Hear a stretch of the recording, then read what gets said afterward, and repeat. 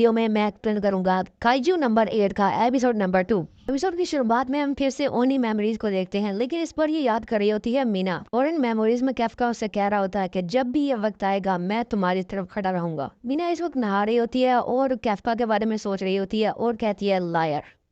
इसके बाद हम देखते हैं मीना को किसी को कॉल आता है और वो कहती है यस सर, मैं वो सब संभाल लूंगी, मुझे कोई इशू नहीं होगा। के बाद हम देखते हैं कैफका को जो कि इचिकावा से कह रहा होता है ये मैं हूँ, मैं यकीन करो। कैफका कहता है मुझे अच्छी तरह से देखो, शायद तुम्हें मैं याद आ जाऊं। लेकिन इचिकावा कहता है तुम तो बस ड्राउने लग रहे हो। ठीक है, हमें मिसअंडरस्टैंडिंग को दूर करना होगा, तुम इसे एक संभाल दो। वो कैफका अपने संभाल देता है, लेकिन उससे वो बूढ़ा आदमी और ज्यादा डर जाता है। इसके बाद हम देखते हैं कैफका अपना दीवार पर हाथ रखता ही है कि दीवार के साथ साथ छत भी तबाह हो जाती है। पर वो ऐसे ही हॉस्पिटल में तोड़ फोड़ करते हुए भाग जाते हैं। देखते हैं इचिकावा और कैफका एक दूसरे के साथ ही छलांग लगाते हैं, लेकिन जब कैफका छलांग लगाता है तो पूरी बिल्डिंग को ही पार कर जाता है, जिससे हमें पता चलता है कि कैफका की ताकत इस बॉडी में बहुत ज्यादा बढ़ चुकी है। बाद हम देखते हैं कि शहर के सभी लोगों के मोबाइल्स और कानों में यही आवाज आ रही होती है कि एक छोटा सा काइजू भाग रहा है और उससे बचकर रहना। दोबारा रिपीट किया जाता है, एक छोटा सा काइजू शहर में भाग रहा है, बचकर रहना। उसके बाद हम इचिकावा को देखते हैं जो कैफका से कह रहा होता है कि जल्दी भागो, हमें भागते रहना होगा ताकि वो हमारा पीछा ना करें। लेकिन तब भी कैफका कहता है इचिकावा मुझे एक प्रॉब्लम है। इचिकावा पीछे मुड़कर देखता है तो कैफका अपने असली रूप में आ चुका होता है। कैफका भी अब एक काइजू बन रहा होता है। उसके नीचे से बहुत से टेंटिकल्स निकल आते हैं। कैफका उसे कंट्रोल करने की कोशिश करता है, लेकिन कोई फायदा नहीं होता। लेकिन फिर कभी उसके मुंह में से एक फ्लेक्सिबल मॉन्स्टर निकलता है और सीधा एक बर्ड को खा जाता है।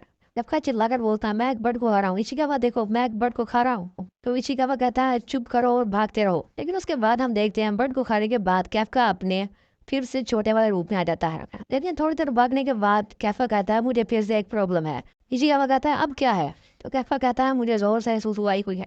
कैफका कहता है मैं एक अडल्ट हूँ, मुझे ऐसा नहीं करना चाहिए, मुझे स्ट्रीट पर सुसु नहीं करनी चाहिए। लेकिन वो कंट्रोल नहीं कर पाता और हम देखते हैं कि उसकी सुसु उसकी चेस्ट में से निकल रही होती है।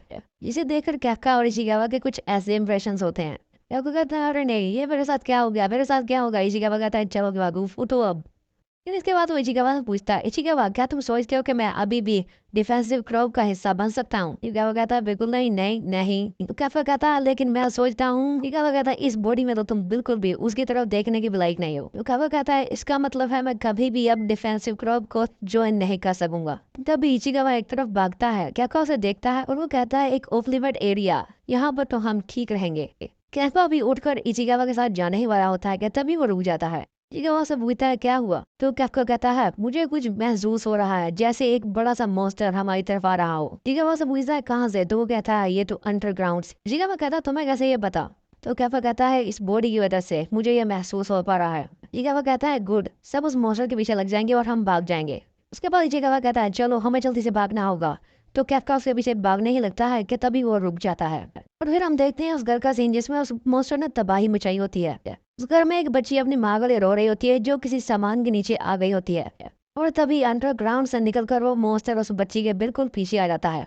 लेकिन उस बच्ची को उस मॉन्स्टर की कोई फिक्र नहीं होती, वो बस अपनी माँ के लिए रो रही होती है। और वो मॉन्स्टर उसे खाने के लिए अपना बड़ा सा मुंह खोलता है। उसकी माँ जो किसी सामान के नीचे दब गई होती है वो भी कह रही होती है बेटा भाग जाओ यहाँ से, भाग जाओ, मेरे लिए मत रुको। और वो मॉन्स्टर उस बच्ची को खाने ही वाला होता है कि तभी कैफका एकदम से यहाँ पर आ जाता है और उस मॉन्स्टर के मुंह पर एक जोरदार पंच मारता है, जिससे वो मॉन्स्टर दूसरी बिल्डिंग से टकराता है और वो तबाह हो जाती है। वो जी कैफका कोई देख रही होती है, लेकिन हम कैफका की हालत देखते हैं तो वो उसे खुद भी अपनी पावर पर यकीन नहीं आ रहा होता। फिर वो भी उस बच्ची की तरफ देखता है, से वो बच्ची डर जाती है। वो कहता है तुम ठीक हो, लेकिन वो बच्ची उससे डरी रही होती है। तो वो कहता है हाँ हाँ मुझे संभाल देनी पड़ेगी। और वो संभाल देता है, जिससे वो बच्ची और ज्यादा डर जाती है। लेकिन तभी वो मॉन्स्टर भी बाहर आ जाता है, जिसका मुंह पंच के इम्पैक्ट की वजह से टेढ़ा हो चुका होता है। कैफका इचिकावा से कहता है इन दोनों का ख्याल रखना। तो वो इचिकावा कहता है कि तुम क्या करने जा रहे हो? तो कैफका उससे कहता है मैं अपनी पूरी शक्ति इस्तेमाल करूंगा।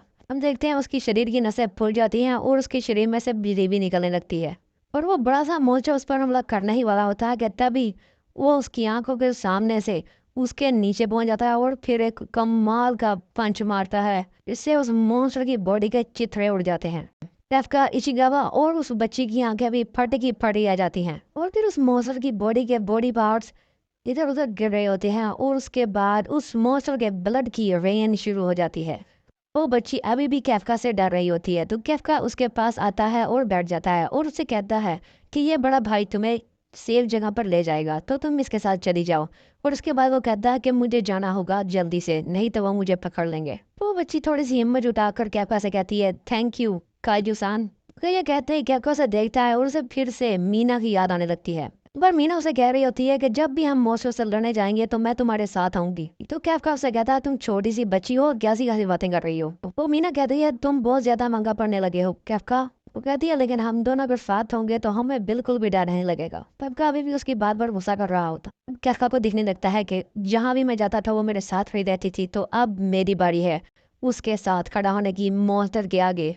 ये सब सोचते हुए ही वो अपने इंसानी रूप में जाने लगता है। वो कह रहा होता है मुझे उसकी तरफ खड़ा रहना होगा। तो गाइस आज के लिए बस इतना ही, मिलते हैं आपको अगली वीडियो में। अगर वीडियो अच्छी लगी हो तो लाइक करें, सब्सक्राइब करें, और अगर ना लगी हो तो प्लीज़